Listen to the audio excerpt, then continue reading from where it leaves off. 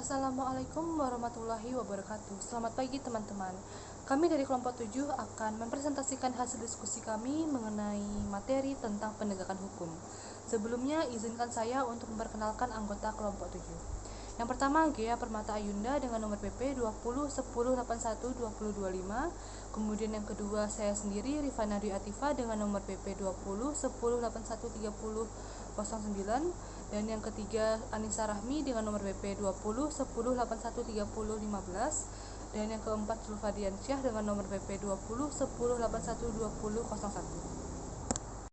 Baiklah, untuk materi pertama mengenai definisi, pembagian, dan unsur penegakan hukum yang akan disampaikan oleh Gea. Kepada Gea dipersilahkan. Assalamualaikum warahmatullahi wabarakatuh. Perkenalkan, nama saya Gea Permata Ayunda, BP 20 10 81 20 25. Pada kali ini saya akan membawakan materi tentang penegakan hukum. Penegakan hukum dalam bahasa Belanda disebut dengan rechtspleging, dan dalam bahasa Inggris law enforcement, termasuk pengertian bersifat makro dan mikro. Bersifat makro mencakup seluruh aspek kehidupan masyarakat, berbangsa, dan bernegara. Sedangkan dalam pengertian mikro terbatas dalam proses pemeriksaan di pengadilan, termasuk proses penyelidikan, penuntutan, sehingga pelaksanaan putusan pidana yang telah memiliki kekuatan hukum tetap. Dalam arti lain, menurut Sarjana Sukanto, penegakan hukum adalah kegiatan menyerasikan hubungan nilai-nilai yang terjabar di dalam kaidah-kaidah atau pandangan nilai yang mantap dan mengejawantah, dan sikap tindak sebagai rangkaian penjabaran nilai tahap akhir untuk menciptakan, mempertahankan kedamaian pergaulan hidup. Penegakan hukum dalam arti sempit yaitu sebagai upaya aparatur penegakan hukum tertentu untuk menjamin dan memastikan bahwa suatu aturan hukum berjalan sebagaimana seharusnya. Penegakan hukum secara konkret adalah berlakunya hukum positif dalam praktik layak patut dipatuhi. Oleh karena itu, memberikan keadilan dalam suatu perkara berarti memutuskan hukum dalam konkret, dalam mempertahankan dan menjamin ditaatinya hukum material dan menggunakan cara prosedural yang ditetapkan oleh hukum formal. Penegakan hukum dibedakan menjadi dua. Yang pertama ditinjau dari sudut subjektifnya. Dalam arti luas, proses penegakan hukum melibatkan semua subjek hukum dalam setiap hubungan hukum. Siapa saja yang menjalankan aturan normatif atau melakukan sesuatu atau tidak melakukan sesuatu dengan mendasarkan diri pada norma aturan yang hukum yang berlaku, berarti dia menjalankan atau menegakkan aturan hukum. Kalau dari objeknya, yaitu dari segi hukumnya, dalam arti luas, penegakan hukum yang mencakup nilai-nilai keadilan yang di dalamnya terkandung bunyi aturan formal atau nilai-nilai keadilan yang ada dalam bermasyarakat. Dalam arti sempitnya, penegakan hukum itu artinya bergantung pada penegakan peraturan yang formal dan tertulis. Unsur-unsur penegakan hukum. Satu adalah kepastian hukum. Hukum harus dilaksanakan dan ditegakkan. Setiap orang mengharapkan dapat ditetapkannya hukum dalam hal peristiwa-peristiwa yang konkret. Bagaimana hukumnya pasti yang harus konsisten. Pada kenyataan tidak boleh menyimpang. Itulah yang diinginkan oleh kepastian hukum. Kemanfaatan. Masyarakat mengharapkan manfaat dalam pelaksanaan atau penegakan hukum. Hukum adalah untuk manusia. Pelaksanaan hukum atau penegakan hukum harus memberi manfaat atau manfaat bagi masyarakat. Jangan sampai justru karena hukumnya dilaksanakan atau ditegakkan timbul keresahan di dalam masyarakat. Yang ketiga itu ada keadilan. Masyarakat sangat berkepentingan bahwa pelaksanaan atau penegakan hukum keadilan, kesadaran dalam pelaksanaan dan penegakan hukum harus adil. Hukum tidak identik dengan keadilan. Hukum itu bersifat umum, mengikat setiap orang, bersifat menyamaratakan. Barang siapa yang undian harus mengetahui, siapa yang harus mengetahui, membeda-bedakan, siapa yang menyatakan, malah keadilan subjektif, individualistis, dan tidak menyamaratakan. Baiklah, saya kembalikan lagi kepada moderator. Baiklah, untuk materi selanjutnya mengenai pembagian hukum menurut para ahli dan faktor-faktor yang mempengaruhi penegakan hukum akan disampaikan oleh Nisa. Kepada Nisa dipersilahkan. Baiklah, selanjutnya Joseph Goldstein membedakan penegakan hukum menjadi 3. Yang pertama, total enforcement, yakni ruang lingkup penegakan hukum pidana sebagaimana yang dirumuskan oleh hukum pidana substantif atau substantive law of crime. Penegakan hukum pidana secara total ini tidak mungkin dilakukan, sebab para penegak hukum dibatasi secara ketat oleh hukum acara pidana yang antara lain mencakup aturan-aturan penangkapan, penahanan, penggeledahan, penyitaan, dan pemeriksaan pendahuluan. Di samping itu mungkin terjadi hukum pidana substantif sendiri, memberikan batasan-batasan. Misalnya, dibutuhkan aduan-aduan terlebih dahulu sebagai syarat penuntutan pada delik-delik aduan, atau clutch delicten. Ruang lingkup yang dibatasi ini disebut sebagai area of no enforcement. Kemudian yang kedua, full enforcement. Setelah ruang lingkup penegakan hukum pidana yang bersifat total tersebut dikurangi area of no enforcement, dalam penegakan hukum ini, para penegak hukum diharapkan penegakan hukum secara maksimal.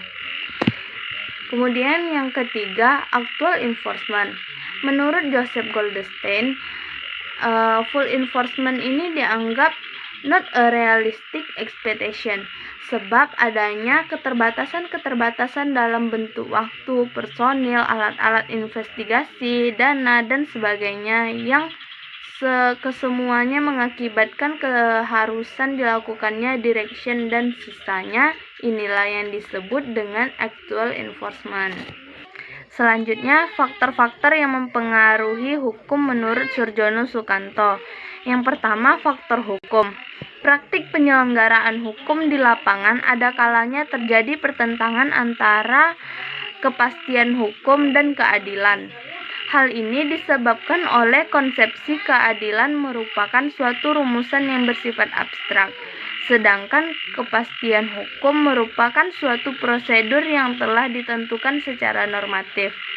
Justru itu, suatu kebijakan atau tindakan yang tidak sepenuhnya berdasar hukum merupakan suatu yang dapat dibenarkan sepanjang kebijakan atau tindakan itu tidak bertentangan dengan hukum.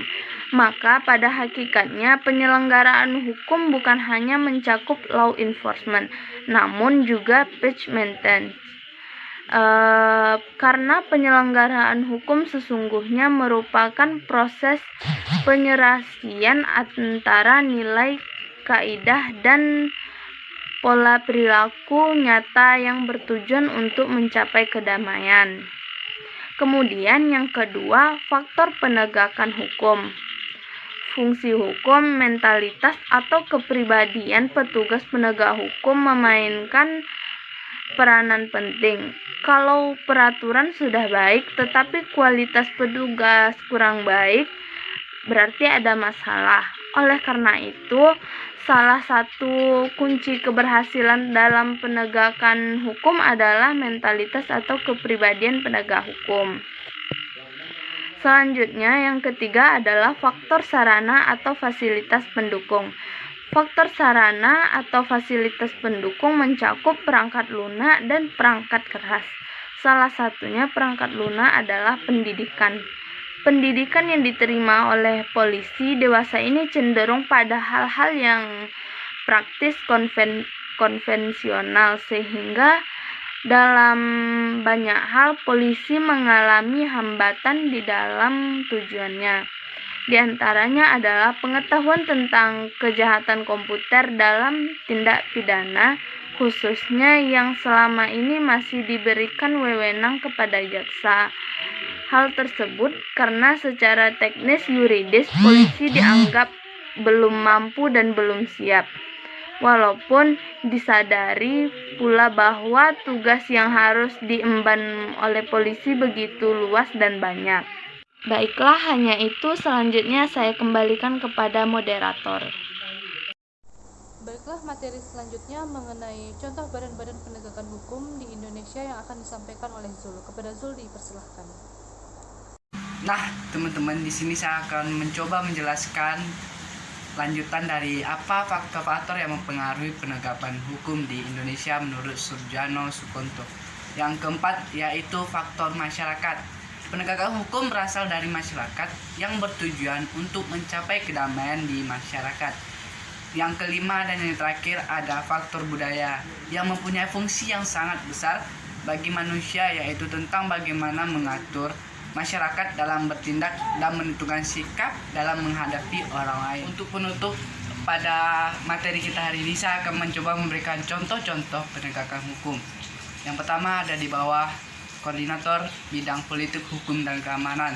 Di antaranya ada Polri, BNN, Kejaksaan Agung, Badan Nasional Penanggulangan Teroris, Badan Intelijen Negara, serta Badan Keamanan Laut.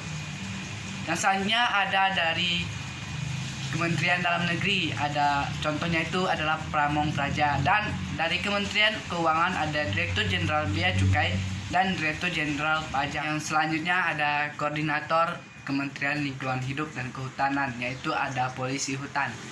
Yang selanjutnya ada dari koordinator Menteri Perhubungan, yaitu Kesatuan Penjagaan Laut dan Pantai, serta ada dari koordinator Menteri HAM, yaitu Dirjen Imigrasi dan Polisi Penjara. Yang terakhir ada di bawah TNI, ada Polisi Militer, Independen, KPK, serta wilayah Hisbah, itu khususnya untuk di Provinsi Aceh. Sekian materi kita pada hari ini. Terima kasih. Wassalamualaikum warahmatullahi wabarakatuh. Baiklah teman-teman, itulah hasil presentasi dari kelompok kami. Apabila ada teman-teman yang ingin memberi saran, kritik, tambahan maupun pertanyaan, boleh teman-teman ajukan di grup WA. Sekian presentasi dari kelompok kami. Mohon maaf apabila ada kesalahan. Wabillahi taufiq wal hidayah. Wassalamualaikum warahmatullahi wabarakatuh.